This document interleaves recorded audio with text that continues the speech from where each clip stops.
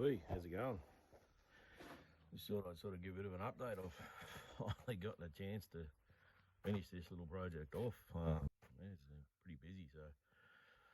But yeah, this is I'm gonna put a sort of a shed slab down here, going 8 metres by 8 metres. In the far corner, there's 1.2 metres down. So it was more of an exercise to see what this micro gear can actually do. To be honest, but you wouldn't do this in the real world because it's just pointless in sort of having something like this. You got to retain it all and all that sort of stuff. But anyway, my property, it doesn't matter. But yeah, we encountered a few problems in this. We got some pretty big rocks come out of this. This is all hard clay. It's bloody rock hard. But the gear, it did pretty good. I did modify the teeth on the bucket on the excavator. I got a video on that, what I actually done in that. I don't know, that just made so much difference. It wasn't funny.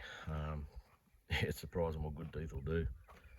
But yeah, so that's the area there. Next stage will be sort of putting a hard floor down, and then I'll whack like a bit of a shed up, open-sided shed. It's pretty hot up here during the summertime. I thought I'll just leave him open, that way I get a bit of cool going through and get a bit of shade above me when I'm working on the gear. So, but yeah, this is the gear that done it. Yeah, it's a little Chinese excavator, Rhinoceros, 0.8 tonne, Yamaha knockoff engine. Yeah, I don't know.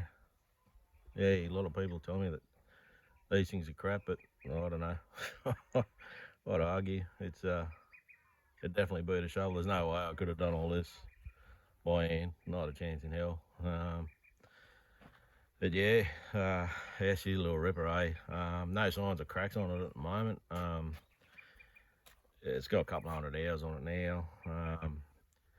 But yeah, she's in a bad little bit of gear actually. I'm pretty happy with it. Brilliant on fuel.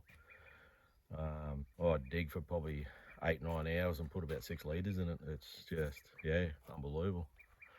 They're fairly braced too, like, you know, you dip her on here, he's just got a fair sized plate, and I don't know, I got pretty fat thumbs, and yeah, she's yeah, all the fittings and that are pretty good. Well, we've done a slew motor on it and got NZ to sort of get the seals in, fix that up, and had a rock fall on that one there when I was digging towards me, and a rock fell over, and I've got to put a cover over that. But yeah, once again, it's just the fitting NZ's got, so pretty impressed getting parts for that. They got a Eaton drive motors on them. I don't know what the pump is, just a small little pump, but yeah, it's a little ripper, that one. This is the other bit of gear I got. She's I love this thing.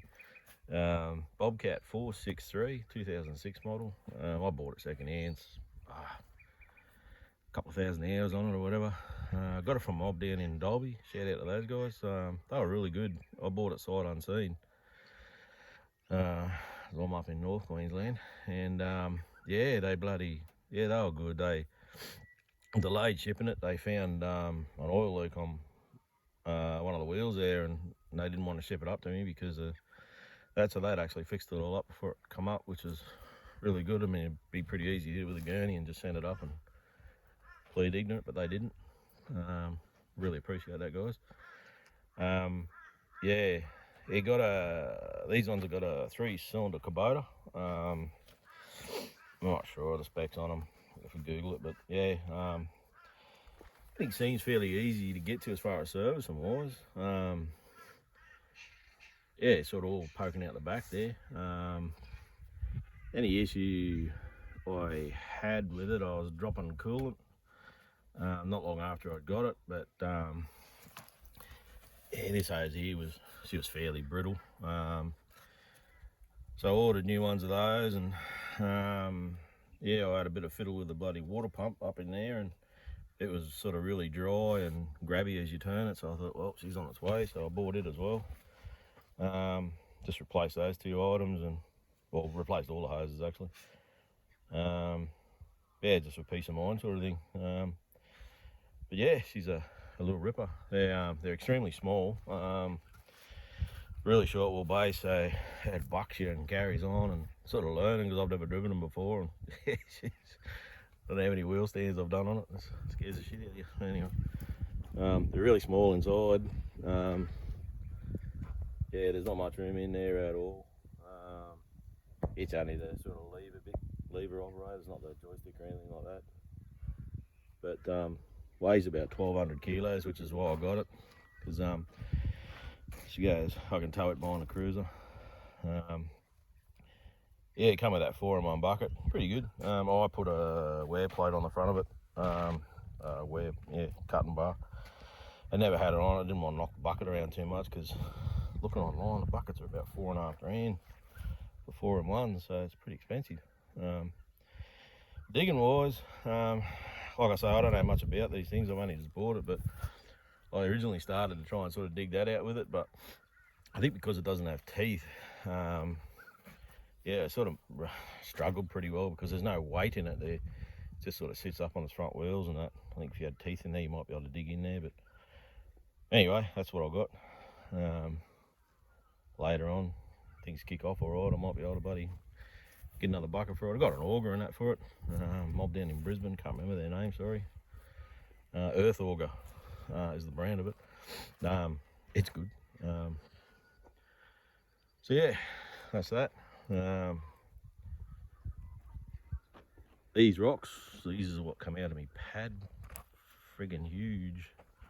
Those 2 there were attached to it. I'd had to bust them off. Bit of a jackhammer. I've got a little handheld jackhammer, but yeah, got that one out, and then I've got this monster here. It was the last one I got out. I didn't think this one was coming. I thought I was about to dig around and light a fire and heat her up and sort of crack it with water, but anyway, that little excavator, she just persevered with it, and she pulled her up. So it's huge. There's no way this gear would lift any of those rocks. Basically, I had to maneuver it around with the excavator, get it to a point where I could get the Bobcat in behind it, and then I sort of rolled it out of there. Mrs. thought that one will make a good chair underneath the iron bark, and that one there, oh buddy, I don't know, couldn't be bothered pushing it down the back, so I just dug it in the ground and left it there. So yeah, anyway, and that's it. Yeah, stage 1 done, happy. Come up all right, first attempt at all this sort of stuff, so yeah, pretty happy with it. Anyway, let me know what you think. I'll catch you later.